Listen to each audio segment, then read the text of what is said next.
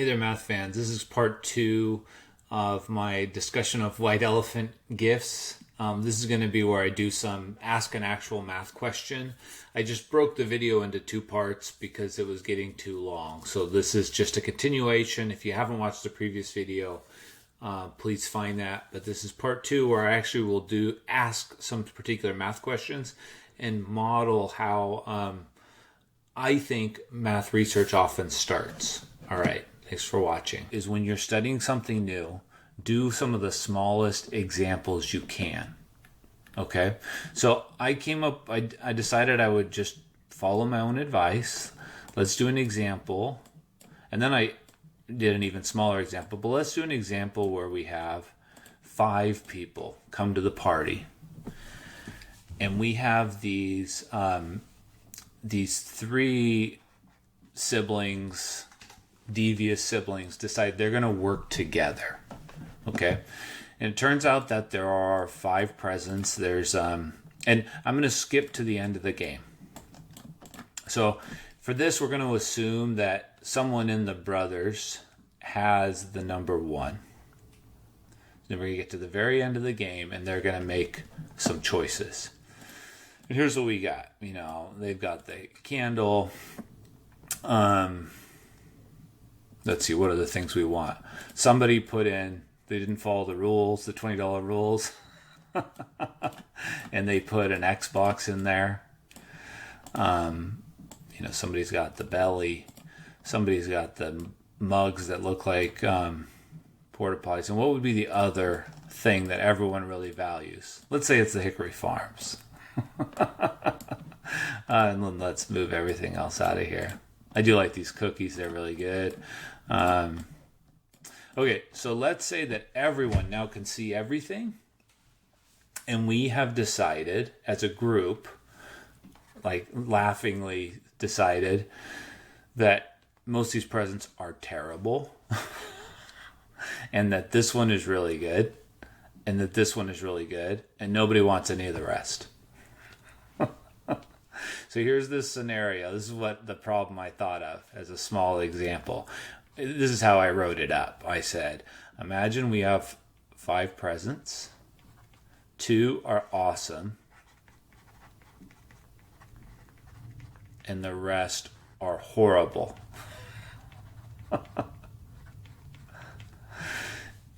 And these 3 people decide to make an alliance. And their only goal is to get the 2 awesome presents.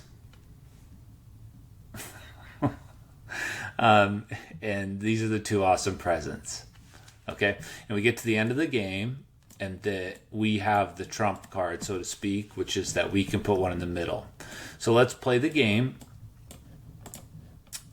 So number 1 there decides to put theirs in the middle and go steal.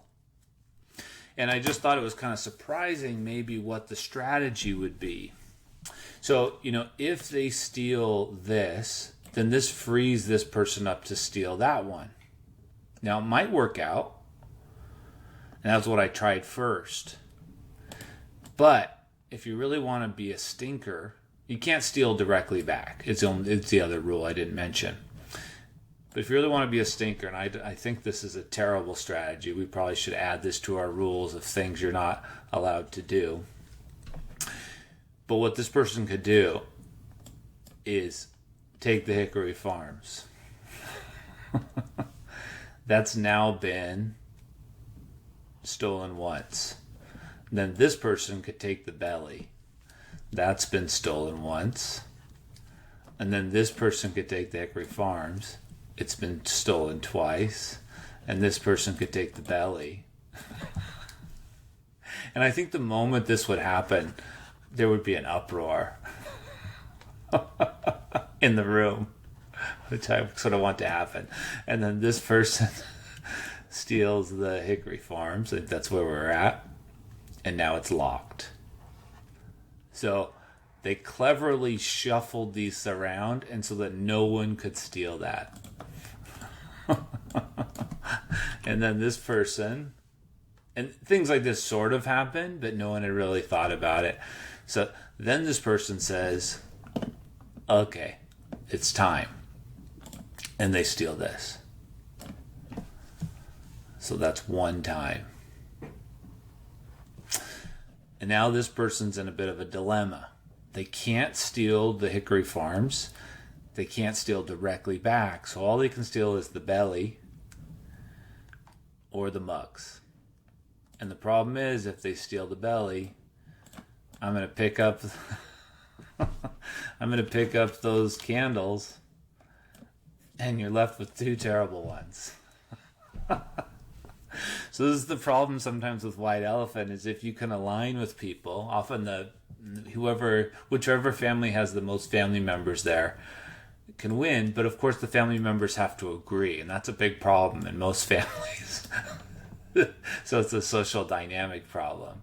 And then going back, he could have grabbed oops, it keeps trying to work against me here.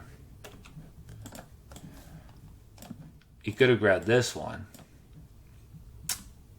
and then get this back. So he's okay, aha, we've resolved this thing you were talking about. Now it's 2 times. So we did our own bit of trickery. Does that take care of it for them? Maybe you can see what happens. The problem is they got too many people. So we can lock down that belly thing, which we wanted anyways. Done. And then this person grabs it. They just have too much freedom here. And the problem is that's 3. So they win it anyways. And so my question I started to ask, which I realized was too hard, was can they always win? Both of them. And I think we'd have to give some conditions. But I'm going to leave that as an open question and talk about, then I realized, okay, I have an idea of a question to ask. Let's make it simpler. Okay, so now let's finish this with sort of an example of what maybe a mathematician would do. So let's call these people A, B, C, D, E. Let's do this present labeling. And now let's study if there's 3 people at the party. If there's 3 people at the party, they're playing this game. I don't know what's wrong with them. But I thought of the same thing. So imagine there's these 3 people, and these 2 are going to form an alliance. And I thought of, okay, and there's 3 presents, and they're all already out. And we have this same scenario of only one person brought a good present, and the other ones are horrible. And the question was, can the alliance always get the good present? And I did this one I could solve. Yes, they can always win. But there's some interesting things. So the first comment is, if they have the number 1, or if the other person has the number 1. So if one of these people has number 1, I'll just call it A. There's 2 scenarios. So I'm just going to run through the scenarios, just a little bit of logic here. This was my research from today as I was cleaning my house. I was thinking about this. Okay, so they could already have the good present. And that doesn't matter what the other 2 are, because we're saying they're both horrible. In this case, the person could just say, I am happy with my present. Done. I win. Our group got the good present.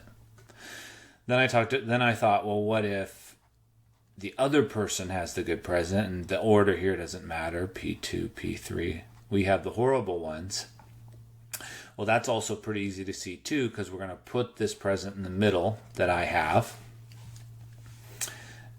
And then you can probably see the strategy. I want my group to end up with the first one. You can't steal back. And so the moment I take this present from the one person who we're ganging up on, the only 2 things they can do is steal this present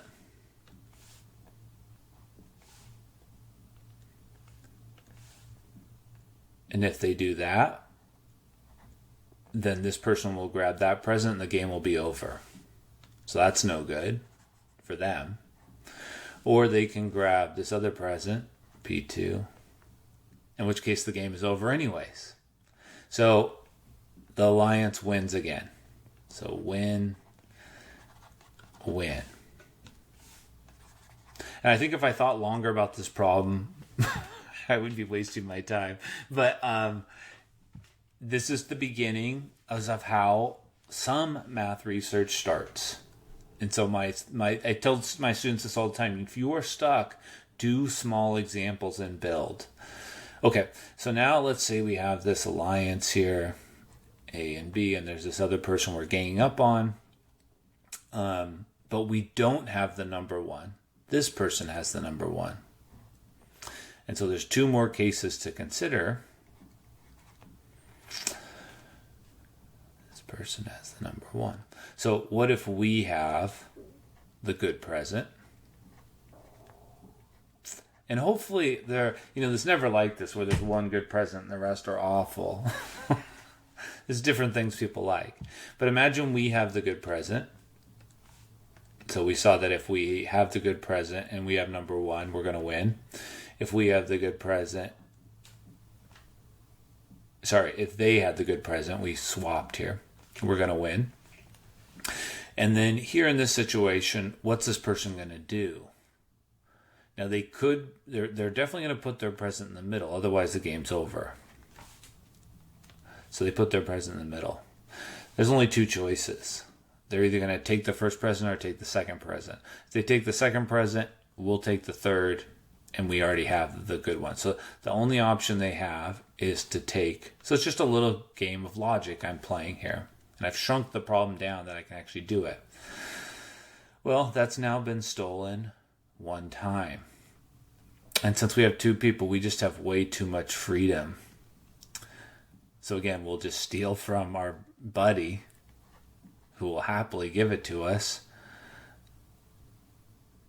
And then what'll happen? Then they'll steal from this one. So at that point, we will have A has P2, B has present 1, the good present, it's been stolen twice, and C has nothing. C's only option is to take present 3, in which case the game is over, or take present 2, in which case the game is also over, because they'll grab present 3. So they win again. So those darn alliances really do allow you to cheat. I think that's why often the rules are as they are. Okay, lastly, and this is the one I was like, well, maybe it's not always like this. What if this person has the good present and they have the number 1? They can just say game over. I win. Except there's a problem with that. Because that means one of these people had the number 3. And that was my last bit of research today was, okay, that means on the turn before, this person, let's say the present 2 is in the middle, they saw that the person they're ganging up on had the good present. Now, this assumes that they already know there's only one good present. So that is a good complaint about this. But let's assume they know there's only one good present and they know that's the one they want. They're not going to unwrap that gift. What are they going to do instead? And let me peek at my research, what I said. So let's say they steal. So they steal this. Let's get some other color.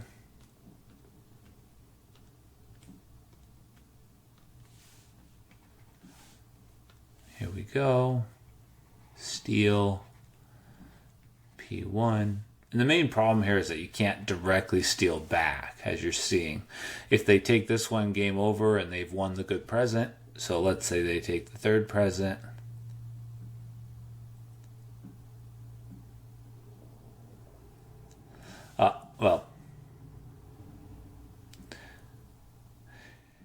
If they steal this other present, P3, this person can unwrap this present, and then we've fallen back into this case. Sorry, not that case. Yes, that case, the case where we have the good one to start with. Okay, so that's no good. So let's say they unwrap the last present, and then they have one, and so then they put it back out. Then we're back in that same case. Well, let's show it. You put P2 here. So they put it back in. And then they steal P1. And it's been stolen once. And I should have done this a little better. This is just more proof of concept. They're going to have this same flexibility. So this person will steal present 3. This person will steal present 1. And then at that point, this person's done because they can't steal one back. So if they steal one from the other one, then the person will grab the one from the middle. So that's a starting place for whatever darn research this would be, which is that, okay, with 3 people, if you can get 2 to align, and if there's only one good present on the 3, then those 2 can walk away. Now, what's going to happen later that night when the 2 say, we only have one good present? How are we going to fight over it? So there's still plenty of questions to ask. But there's a little bit about fair division. I think that's not fair here. But fair division is this idea of you have a collection of objects you want to divide. The problem here is it's a discrete fair division, meaning you can't cut it up like the cake. And so you don't have these same processes of, that you can actually do the division. Here there's no way to be fair because we have one present that's awesome and 2 that are horrible. But I hope you just have fun with your families playing these games. Please don't cheat and make alliances unless it makes somebody else cry. But it's just fun to enjoy. Please steal from people. In my family, my brothers and I just try to steal from other people so that they can be part of the game. We just want more people to be part of the game. That's what it's about. Okay. Hope you found that interesting. As I was thinking about this, there are several games that we play where we have to think about this. And I thought I would end pulling up a little bit about fair division. It was funny that when I looked up fair division, white elephant gifts were one of the first things that come up. But just to show you how much research has been done on this, if any of you have watched the movie A Beautiful Mind, and it's an older movie, but it's about an economic theory that involves this mathematician, Nash. So he's mentioned in here. And they talk in the movie about this idea of you have a bunch of people with competing interests, and if they all go for the best thing, that's not necessarily the best idea for the collective group. So there's all sorts of different algorithms based off of what you're trying to accomplish and how people value things. And there are some important applied ideas there. Okay. So I'm trying to, in addition to do practical videos, also make videos to show you a little bit of the breadth of mathematics, maybe show you something you might be interested in that you could then go study in that direction some more. So stick around in math, and there are plenty of interesting things and problems you can find. And to my family that does gift exchanges, let's just steal a lot and have a good time together as we always do. Thank you to my wife's family, her father, and Carl and your family for being so welcoming all these years and introducing me to this game. And I look forward to continuing to play it with family for many years to come. All right.